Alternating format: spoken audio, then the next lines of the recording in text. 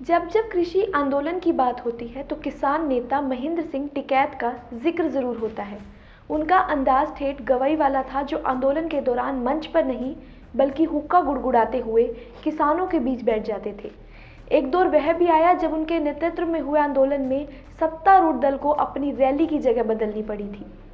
आज से 32 साल पहले यानी 1988 में किसानों ने अपनी मांगों को लेकर दिल्ली में कूच किया था। इस दौरान महेंद्र सिंह टिकैत किसानों का नेतृत्व कर रहे थे।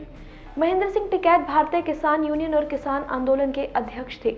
उन्हें पूर्व प्रधानमंत्री चौधरी चरण सिंह के बाद किसानों के दूसरे मसीहा के रूप में जाना जाता रहा है, क्योंकि उनकी एक आवाज पर लाखों किसान अपने लट के साथ तैयार रहते थे। नेताजी सुभाष चंद्र बोस ने ब्रिटिश राज के खिलाफ विरोध करने के लिए एक बार दिल्ली चलो का नारा दिया था और यह देश को स्वतंत्र कराने के लिए एक आंदोलन बन गया था।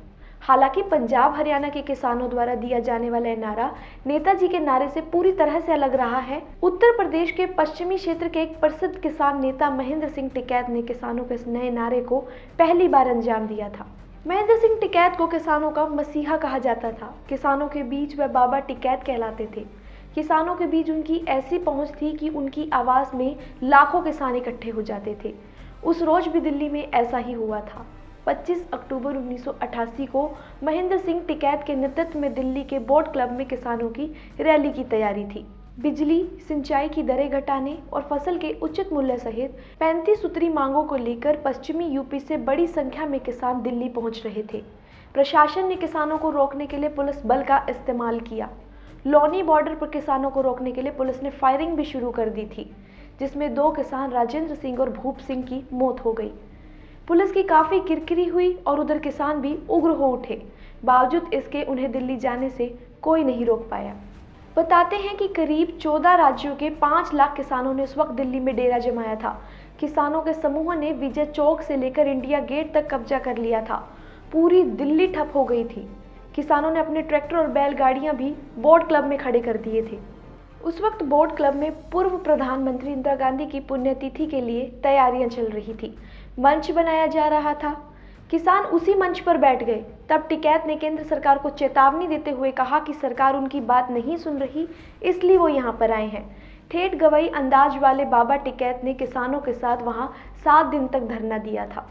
टिकैत के नेतृत्व में 12 सदस्यीय कमेटी का गठन हुआ, जिसने तत्कालीन राष्ट्रपति और लोकसभा अध्यक्ष से मुलाकात की, लेकिन कोई फैसला नहीं हो सका। प्रदर्शनरत किसानों को हटाने के लिए पुलिस ने 30 अक्टूबर 1988 की रात उन पर लाठीचार्ज कर दिया। किसान फिर भी नहीं डिगे। किसान के प्रदर्शन के चलते कांग्रेस को इंदिरा गांधी की पुण्यतिथि की रैली का स्थान बदलना पड़ा था। कांग्रेस ने वोट क्लब के बजाय लाल किले के पिछले वाले मैदान में रैली की थी। तब टिकैत ने तत्कालीन राजीव गांधी सरकार पर गरजते हुए कहा था, प्रधानमंत्री ने दुश्मनों जैसा व्यवहार किया है। किसानों की नाराजगी उन्हें सस्ती नहीं पड़ेगी। आखिरकार केंद्र सरकार को किसानों के आगे झुकना पड़ा। राजीव गांधी के भारतीय किसान यूनियन की सभी 35 मांगों पर फैसला लेने के आश्वासन पर बोट क्लब का धरना 31 अक्टूबर 1988 को खत्म हुआ। कहते हैं कि इस आंदोलन में चौधरी टिकैत ने वह कद हासिल कर लिया कि प्रधानमंत्री से लेकर मुख्यमंत्री भी उनके आगे झुकने लगे थे। अफसोस की बात है कि 32 साल बाद भी किसानों का वही हाल है। आज भी अपनी मांगों को लेकर दिल्ली कूच करने को मजबूर है और स्वागत में सत्ता अपने हाथ में लाठियां लिए हुए है। तब भी किसानों को प्रताड़ना मिली थी और आज भी। हालांकि उस वक्त किसानों के आगे सरकार झुकी थी, लेकिन आज सरकार झुकने को तैयार नहीं। वही किसान भी हार मारने को तैयार नजर नहीं आ रहे हैं।